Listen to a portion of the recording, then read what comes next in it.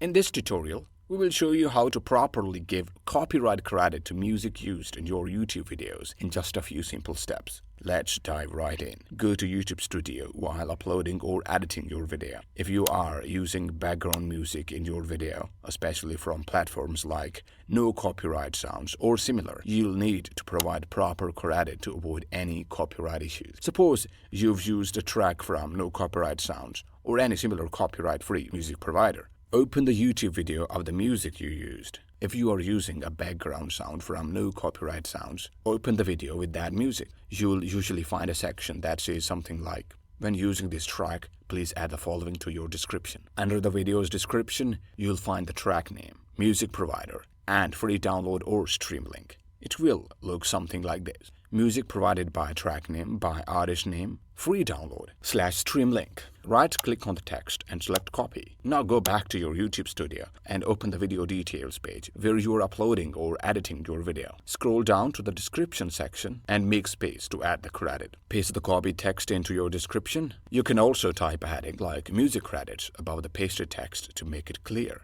If the music doesn't provide a pre-written credit like in step 3, you can still give credit by adding the YouTube video link or the music download link directly into your video description. You can type something like this: music name, music link, .